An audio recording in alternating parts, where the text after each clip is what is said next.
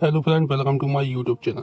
आज मैं आपको बताने वाला हूँ अपने पूर्व जन्म में कौन थी सीता माता। वीडियो को जानने के लिए वीडियो के अंत तक बने रहें। मर्यादा पुरुषोत्तम प्रभु श्री राम की धर्म पत्नी माता सीता, जिन्हें लोग जानकी, मैथिली, बेहदी और न जाने किन किन नामों से जानते हैं। माना जाता है ये भी कि सीता माता देवी लक्ष्मी का अवतार है। लेकिन क्या आप जानते हैं कि माता सीता ने राजा जनक के घर में क्यों जन्म लिया? अपने पूर्व जन्म में वह कौन थी? जब जब जब धर्म की हानि होती है और पाप बढ़ता है, तब तब भगवान धरती पर प्रकट होते हैं। ये संपूर्ण सृष्टि भगवान जगदम्बा की ही माया है। आज से कई वर्ष पूर्व त्रेता युग में एक समय भगवान श्री हरि विष्णु क्षीर सागर में योग निद्रा में लीन थे और देवी लक्ष्मी प्रभु के चरण दबा रही थी।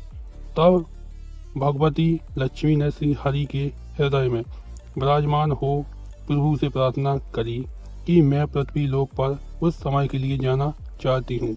और इस प्रकार श्री हरि की स्वीकृति लेकर देवी लक्ष्मी पृथ्वी लोक के भ्रमण पर चली आईं और वहां देवी की भेंट देवताओं के गुरु बृहस्पति से हुई। देव गुरु बृहस्पति ने मां से इच्छा प्रकट की हे महामाया, देवताओं के उद्धार और असुरों के विनाश के लिए आप मेरे कुल में जन्म ले। इस प्रकार देवी लक्ष्मी ने बृहस्पति के पुत्र ब्रह्मा ऋषि कुशध्वज की पुत्री के रूप में जन्म लिया। अपने जन्म के कुछ समय बाद ही उस कन्या को वेदों का ज्ञान हो गया था, इसलिए उस कन्या का नाम देववती रखा गया। देववती एक बहुत ही सुंदर कन्या थी जो भगवान विष्णु की परम भक्त थी। देववती अपनी शक्ति में इतनी लीन हो गई कि भगवान विष्णु से प्रेम करने लगी। अपने मन में श्री हरि से विवाह की इच्छा लेकर कठोर तपस्या करने लगी।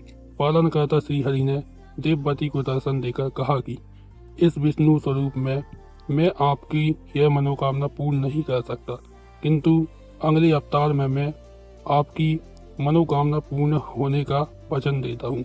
पर देवी देववती तो पुनः श्री हरि के ध्यान में लीन हो गई और फिर एक बार उस स्थान पर परम शक्तिशाली असुर रावण वहां से गुजर रहा था और उसकी नजर देववती पर पड़ी।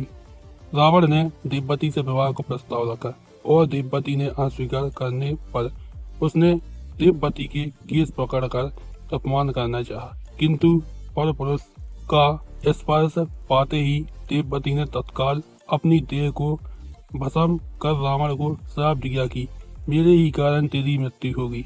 मैं ही तेरे अहंकार और संपूर्ण कुल का सर्वनाश करूंगी। फिर क्या था, देववती ही अपने अगले जन्म में मिथिला नरेश जनक की पुत्री के रूप में प्रकट हुई। मिथिला नगर में भयंकर आकाल के कारण जब सूखा पड़ गया तो वहां के दुख दूर करने मिथिला नगर में साक्षात भगवती लक्ष्मी स्वरूप देववती ने अवतार लिया। देवी लक्ष्मी धन, वैभव और ऐश्वर्य की देवी है, जिनके आगमन से सुखों के भंडार भरते हैं।